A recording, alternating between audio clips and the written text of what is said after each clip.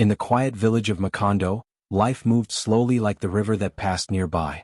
People rose with the sun, worked in their fields and returned home when the sky turned red. Everyone knew each other and every face was familiar, except one. A man named Baba Mosi had arrived a few months earlier, and though he lived among them, no one truly knew him. Baba Mosi was tall, quiet and always wore a pair of dark sunglasses. He wore them in the morning, in the evening, even when the clouds covered the sun. He didn't speak much, but when he did, his voice was calm and kind. Still, the villagers found him strange. They whispered among themselves, wondering what kind of man hides his eyes from the world. Some said he had an illness. Others said he was cursed. A few claimed he was hiding something terrible behind those glasses. And as gossip grew, so did curiosity. Kojo, a young farmer with quick eyes and a curious heart, could not stop thinking about Baba Mosi. He had seen him walking through the market, always careful not to bump into anyone. Sometimes Baba Mosi would sit alone under the big mango tree, listening to the sounds around him. He seemed peaceful but mysterious. One evening, Kojo was walking home after selling his yams when he saw his friend Amma sitting by the roadside. Amma was his childhood friend, clever, cheerful and always ready for adventure. Kojo sat beside her and whispered, "Amma, have you noticed that Baba Mosi never removes his sunglasses? Not even once." Amma smiled. "Everyone has noticed, Kojo. Some say his eyes can see things ordinary people can't." Kojo laughed softly. "Or maybe he's hiding something. Maybe there's a reason he came here." Amma tilted her head. "What kind of reason?" Kojo shrugged. "Who knows? But I want to find out." Amma frowned a little. "Kojo, you shouldn't meddle. Maybe the man just wants peace." But Kojo couldn't help it. Curiosity lived inside him like fire. "No one wears glasses day and night for no reason," he said. "I'll talk to him tomorrow." The next morning, Kojo woke early. The sun was rising, painting the sky in gold and red. He walked down the narrow path to the market where Baba Mosi usually came to buy food. He saw him standing quietly near the fruit stall, his sunglasses reflecting the sunlight. Kojo approached with a friendly smile. "Good morning, sir," he said. Baba Mosi turned his head slightly, then nodded. "Good morning, young man." Kojo noticed his gentle tone and felt a little nervous. "I see you around the village," he said. "You live alone, don't you?" "Yes," Baba Mosi replied. "Alone but not lonely." Kojo hesitated. He didn't want to sound rude, but the question burned inside him. "May I ask something, sir?" Baba Mosi smiled. "You may ask, but I may not answer." Kojo laughed nervously. "Why do you wear sunglasses all the time?" For a moment, Baba Mosi was silent. Then he said softly, "Because the world can be too bright for some eyes." Kojo blinked. He didn't understand. Too bright? But the sun isn't always shining. Baba Mosi smiled again, then turned to leave. "The light doesn't always come from the sky, my son. Sometimes it comes from what we've seen and cannot forget." Kojo stood there, confused. He didn't know what those words meant. As Baba Mosi walked away, his figure grew smaller in the morning light, and Kojo felt both curious and uneasy. Later that day, Kojo met Amma near the river. "I talked to him," he said. Amma's eyes widened. "Really? What did he say?" Kojo repeated the man's words. Amma thought for a moment, then said, "Maybe he's talking about something painful. Maybe those glasses help him hide sadness." Kojo frowned. "Or guilt." Amma gave him a look. "Kojo, don't judge. You don't even know his story." Kojo sighed. "Maybe you're right. But still I want to know. Everyone in this village talks about him, but no one truly sees him." Days passed and Kojo began to watch Baba Mosi from a distance. He saw him helping old Mama Sifa carry water from the well. He saw him fixing a broken fence for a neighbor. He saw him give fruit to children who had no money. The more Kojo watched, the more confused he became. Baba Mosi seemed kind, too kind to be hiding something evil.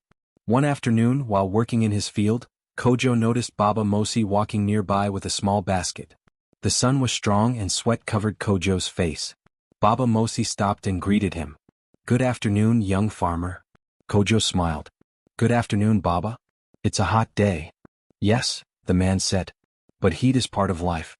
Without the sun, nothing grows." They talked a little while. Baba Mosi asked about Kojo's crops, his family, and his plans. His voice carried warmth and patience. Yet Kojo's eyes kept drifting to those dark glasses. They seemed to hide another world behind them. That night, Kojo couldn't sleep. He lay awake thinking of Baba Mosi's calm face. Why did he never take those glasses off? What was he hiding from? Kojo remembered his words, "The world can be too bright for some eyes." It made no sense, yet it stayed in his mind. The next day he told Amma, "I think something happened to him in the past. Something painful." Amma nodded. "Then maybe he deserves peace, not questions." But Kojo's curiosity refused to rest. "Still, I want to understand him. Maybe he's not as mysterious as people think." Amma sighed. "If you really want to understand him, don't spy. Talk to him like a friend." Kojo smiled faintly. "Maybe I will." That evening, Kojo saw Baba Mosi sitting alone by the riverbank. The sun was setting and golden light reflected off the water. Kojo approached quietly and sat beside him. They sat in silence for a while, listening to the soft sound of water. After some time Kojo said, "It's peaceful here." "Yes," Baba Mosi replied. "The river listens but it doesn't speak. That's why I come here." Kojo looked at him. "Do people ever bother you?" The man chuckled softly. "People only bother those they fear or don't understand. I don't mind. Everyone has their reasons." Kojo hesitated. "I didn't mean to offend you the other day. I was just curious." Baba Mosi turned his head toward him. Though his eyes were hidden, Kojo felt as if the man could see straight through him. "Curiosity is not bad, Kojo," he said gently. "But remember, truth has its own time. You will see it when you are ready." Kojo felt something shift inside him.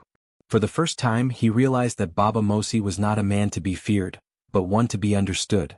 As the sun dipped below the horizon, the two sat quietly, the river flowing beside them.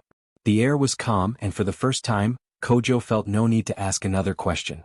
In the days that followed, he began to greet Baba Mosi with respect instead of suspicion. Slowly the villagers noticed the change. They too began to treat Baba Mosi kindly, greeting him with smiles instead of whispers. Still no one knew his full story. But somehow it no longer mattered. The man in shades had become a part of Macondo, and even though his eyes were hidden, his heart was visible to all who cared to see. And though Kojo's curiosity never completely left him, he learned something valuable, that sometimes what a person hides is not shame but pain. And that respect begins when we stop demanding to see what someone chooses to keep hidden. The quiet man with the sunglasses had come to Macondo as a mystery, but in his silence, he had taught them all a gentle truth: kindness can speak louder than words. The sun rose bright over the village of Macondo, painting the sky with orange light. The birds sang from the trees and people began their morning work. In one corner of the village, Kojo and his friend Amma sat beside the dusty road, talking and laughing as they watched people pass. Life in Macondo was simple, but Kojo always looked for something to talk about, something to make the day less ordinary. That morning Baba Mosi walked by. As always, he wore his dark sunglasses. He moved slowly, using a stick to guide his steps. His face was calm and he nodded politely to those he met. But the villagers still found him strange. Some said he wore the glasses to hide a terrible secret. Others said his eyes could burn anyone who looked into them. No one really knew, but everyone loved to guess. Kojo nudged Amma with his elbow and grinned. "There he goes again," he whispered. "Still hiding those eyes. What kind of man covers his face every day like that?" Amma giggled softly. "Maybe he thinks he's important. Maybe he believes he's better than the rest of us." Kojo chuckled. "Or maybe he doesn't want us to see something. Maybe he's hiding a curse." The two laughed quietly, but Baba Mosi heard the sound. He didn't stop walking and he didn't say a word. He only lifted his head slightly as if he knew exactly what they were doing, and then continued on his way. Kojo felt a small twinge of guilt but quickly brushed it away. "Look at him," he said, standing up. "Always walking alone, never talking to anyone. Let's see how long he can ignore us." The next morning, Kojo and Amma met again. They waited for Baba Mosi to pass by. When they saw him in the distance, they started whispering and laughing loudly. Kojo pretended to wear invisible sunglasses and walked with stiff steps, imitating the man's slow movements. Amma covered her face with her hands and said, "Oh no, Kojo, the light. It's too bright for my mysterious eyes." The two burst into laughter. A few children nearby saw them and joined in, copying Kojo's walk and Amma's voice. Soon laughter filled the road. The sound echoed through the morning air, but Baba Mosi kept walking calmly, his stick tapping softly on the ground. He didn't shout or frown. He simply smiled as though their laughter meant nothing to him. Amma lowered her voice. "He doesn't even care." Kojo frowned slightly. "Maybe he didn't hear us." "Oh, he heard," Amma said. "He just doesn't want to show it." Kojo nodded. We'll see how long that calm face lasts. That afternoon, Kojo told his friends about the teasing. Soon more young people joined in the fun. Whenever Baba Mosi walked by, they would whisper or laugh. One boy even called out, "Hey old man, what's behind those glasses? Are your eyes sleeping?" The laughter grew, but Baba Mosi never stopped smiling. He never raised his voice. He never complained to anyone. He just kept living quietly, buying food at the market, helping old Mama Sifa with her water pots, and sitting alone near the river. Still, the teasing continued. Every day someone found a new joke to make. The children began to call him Uncle Darkness. They didn't mean harm, but their laughter was loud and cruel. One evening, Kojo and Amma sat near the big mango tree watching the sunset. The orange light touched the fields and everything looked peaceful. Kojo felt proud. "Did you see him today? He didn't even look our way." Amma giggled. "Maybe he's used to us now." Kojo smirked. "Or maybe he knows we're right about him." They were still laughing when they heard a soft voice behind them. "Do you always laugh at people who have done you no harm?" Kojo turned quickly. Baba Mosi stood there, leaning slightly on his stick. The light of the setting sun reflected off his glasses, hiding his eyes completely. For a moment, Kojo couldn't speak. He hadn't expected the man to confront them. Amma looked down, her laughter gone. Kojo tried to speak. "We were just joking, sir." Baba Mosi nodded slowly. "Jokes can be kind or they can be cruel. Which kind are yours?" Kojo's face grew warm. "We didn't mean anything bad. It's just, well, you're always wearing those glasses. People wonder why." The man stood silent for a moment. Then he said softly, "You laugh at what you don't understand." His voice wasn't angry. It wasn't harsh.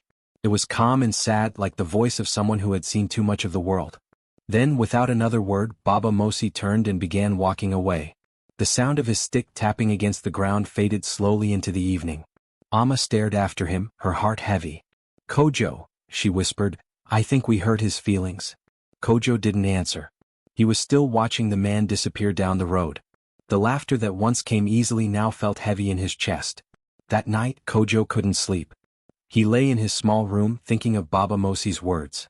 "You laugh at what you don't understand." The sentence echoed in his mind again and again. What did he mean by that? What didn't Kojo understand? He tried to tell himself it was nothing. "He's just a quiet man," he whispered to himself. "He's strange, that's all." But deep down, a small voice inside him disagreed. Maybe Baba Mosi had suffered something painful. Maybe there was a reason for the glasses. The next day, Kojo avoided the main road. He didn't want to see Baba Mosi. But as he worked in his field, he saw the man from afar helping a little boy carry water. Baba Mosi moved slowly, guiding the boy patiently. The child smiled up at him, unafraid of the glasses that everyone else mocked. Kojo felt something twist inside his heart. He thought about how they had laughed, how they had turned kindness into cruelty without knowing the truth. Later that day, Amma came to him. She looked uneasy. "Kojo," she said quietly, "I can't stop thinking about what he said." Kojo nodded. "Me too. Maybe we should apologize," Amma suggested. Kojo hesitated. "Do you think he'll forgive us?" Amma gave a small smile. "He doesn't seem like someone who holds anger. But we should still say sorry." That evening, as the sky turned purple and the crickets began to sing, Kojo and Amma walked to Baba Mosi's small hut near the river. They stood outside nervous.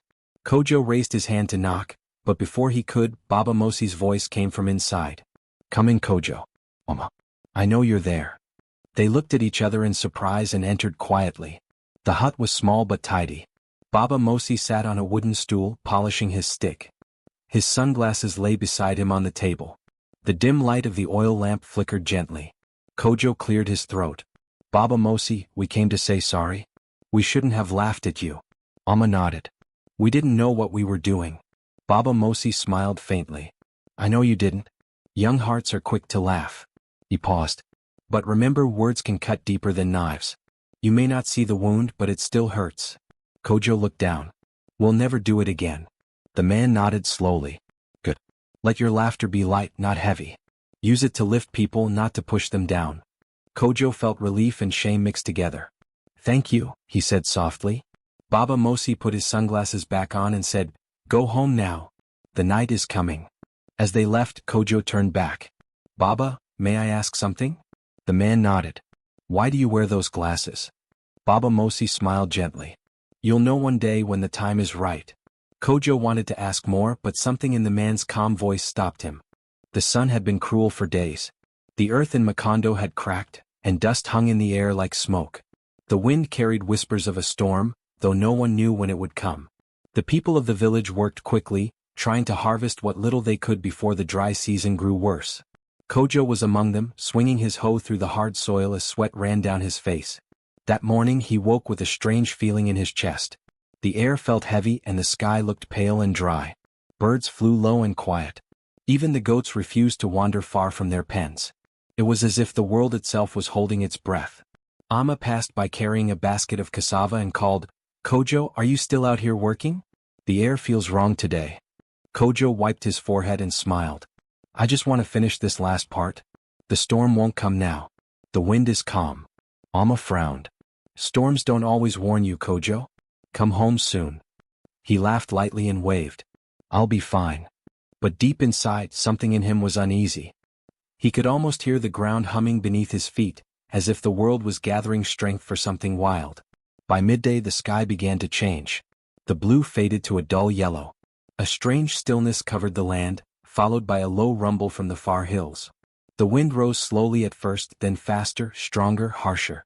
It lifted the dust and threw it into the air. Leaves spun in circles, and the air began to burn with heat and sand. Kojo looked up. His heart skipped. The sky had turned red-brown. It was as if the sun itself had disappeared behind a wall of dust. The sandstorm was coming. He dropped his hoe and ran toward the village. The wind howled around him, carrying dry earth that stung his skin. He could barely keep his eyes open. The sand bit into his face and every breath filled his mouth with grit. He tried to call out for help, but the wind swallowed his voice. The world became a blur of flying dust. The air turned thick and hot. He could see nothing, not the path, not the trees, not even his own hands. Panic filled him. He stumbled forward, trying to guess his direction. His heart pounded. His chest hurt. Every breath felt like swallowing fire. "Hello," he shouted. "Is anyone there?" There was no answer. Only the roar of the storm. Then, out of nowhere, a hand caught his arm. It was strong but gentle. Kojo flinched, his heart racing. A calm voice shouted through the wind, "Hold on to me." Kojo recognized the voice even through the chaos. It was Baba Mosi. "Baba," he cried, coughing. "I can't see anything." "Don't try to see," Baba Mosi said. "Just listen to my voice. Follow me." Kojo gripped his arm tightly. Baba Mosi's hand was rough but steady. Step by step they moved forward through the blinding storm. The wind screamed around them. Sand cut their skin like knives. Kojo kept his head low and his eyes closed, trusting the man to lead him. He could barely hear Baba Mosi's voice, but somehow the man never lost direction. He walked with sure steps, turning at the right moments, avoiding stones and fallen branches as if he could see them. "Baba," Kojo gasped, "how can you walk like this? You can't even see the ground." Baba Mosi smiled faintly through the storm. "When the eyes fail, the heart learns the way." Kojo didn't understand what that meant, but he didn't ask. He only held on tighter. Minutes felt like hours. The storm grew stronger. Dust filled the air so thick that even breathing became painful. Kojo's throat burned. His arms ached from holding on. He wanted to stop, to rest, but Baba Mosi's voice kept guiding him. "Just a few more steps," the old man said. "There's shelter nearby." Kojo tried to nod, though his face was covered in dust. His legs were weak, his body shaking. Suddenly, a large gust hit them from behind.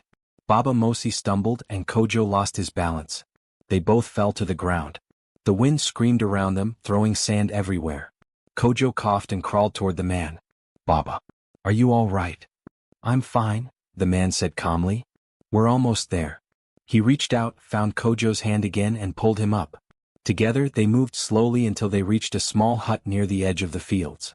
Baba Mosi pushed the door open and they stumbled inside. The door slammed behind them, shutting out the roaring wind.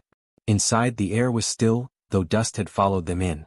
Kojo fell to his knees, coughing and gasping for breath. His clothes were covered in sand, his hair full of dust. He looked up and saw Baba Mosi leaning against the wall, breathing slowly. His sunglasses had fallen off during the struggle. Kojo froze. For the first time he saw Baba Mosi's face without the glasses. His eyes were pale and cloudy, completely white. They looked empty, like the eyes of someone who could not see at all.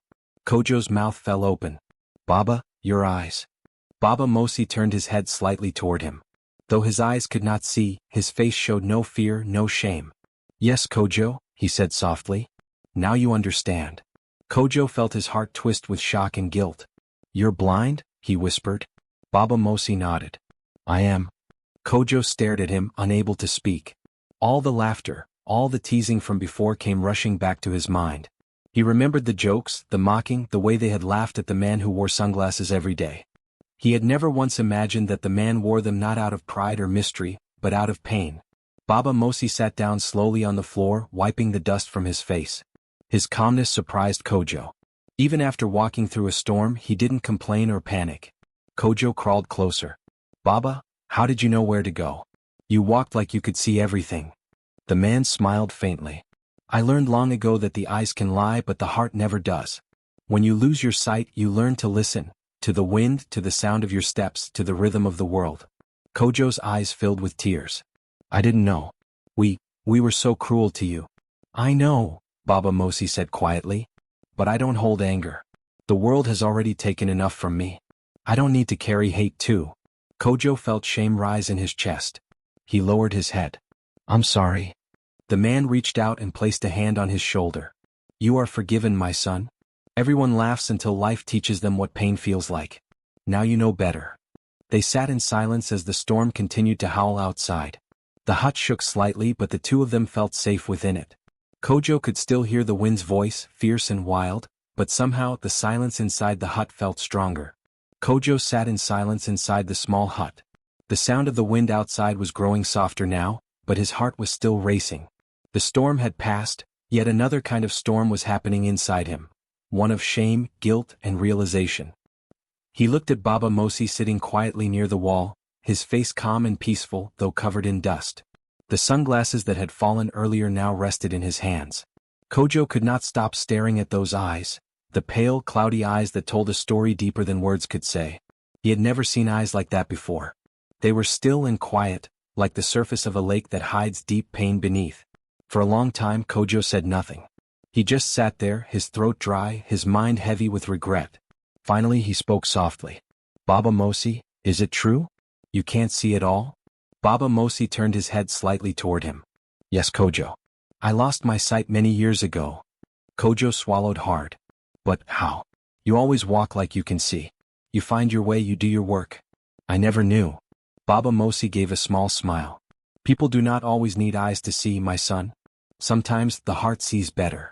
Kojo frowned in confusion. "But why, Baba? Why did you lose your sight?"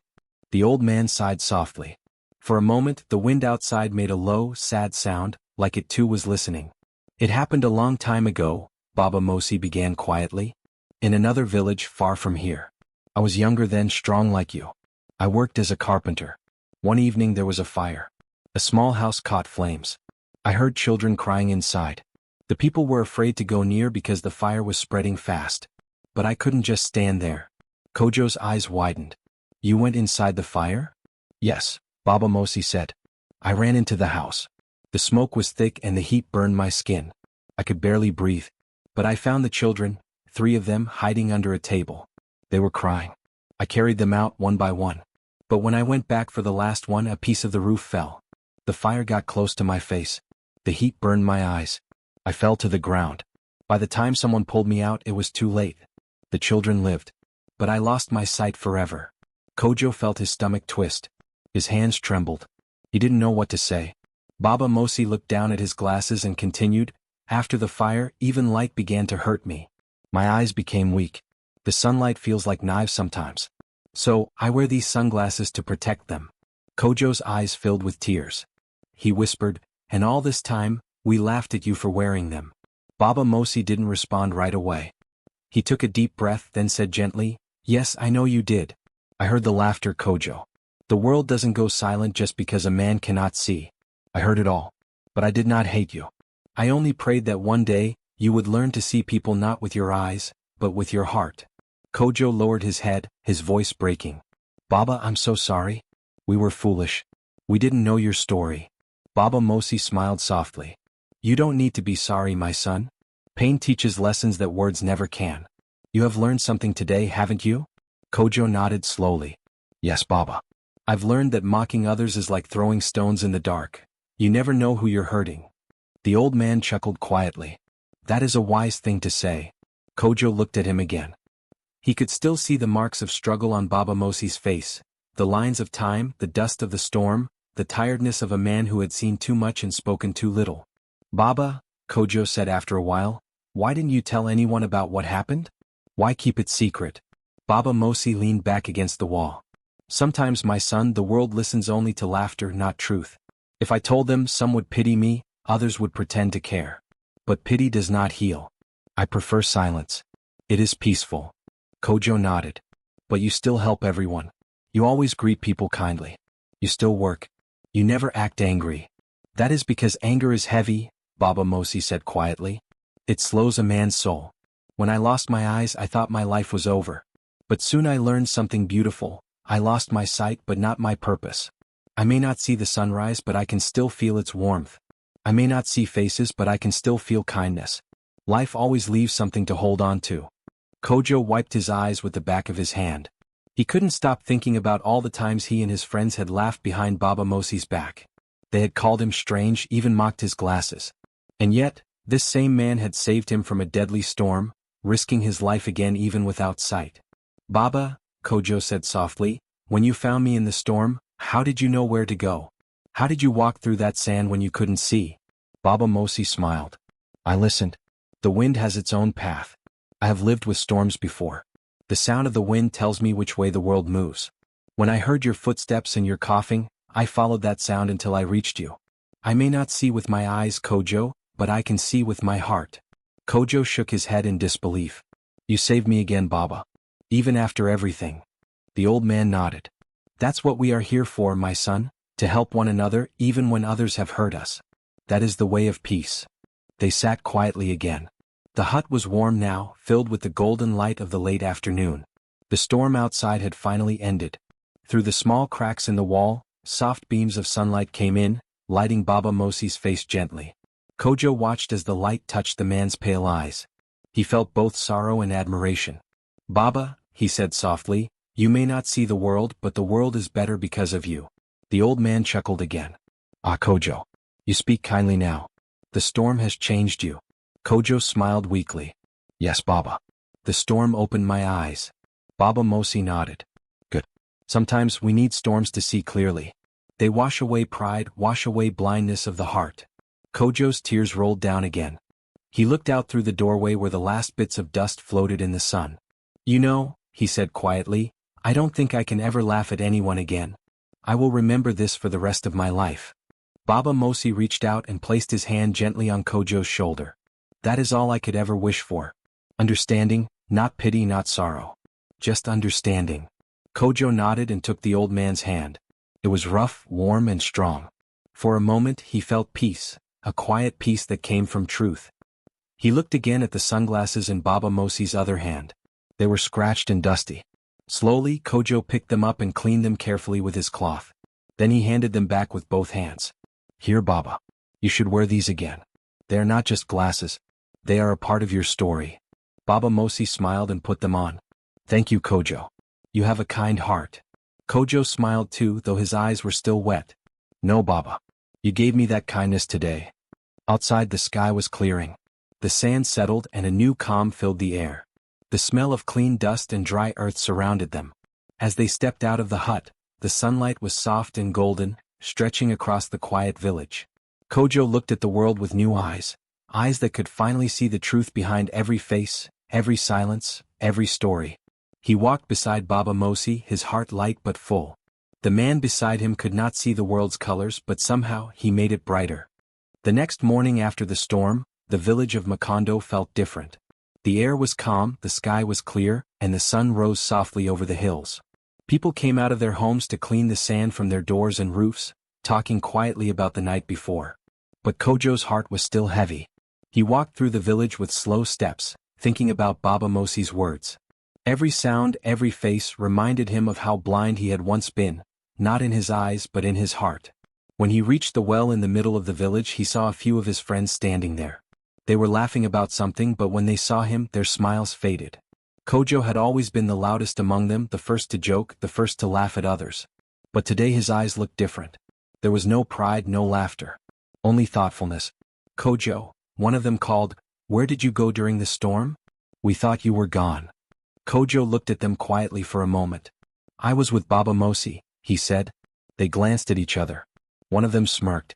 "Ah, the man with the sunglasses? Did he hide you from the wind in his glasses?" The others chuckled, but Kojo didn't smile. His calm face made them stop. He said softly, "You should not laugh at him anymore. You don't know what that man has been through." They stared at him in surprise. "What do you mean?" another asked. Kojo took a deep breath. "He cannot see. He wears those glasses because the light hurts his eyes.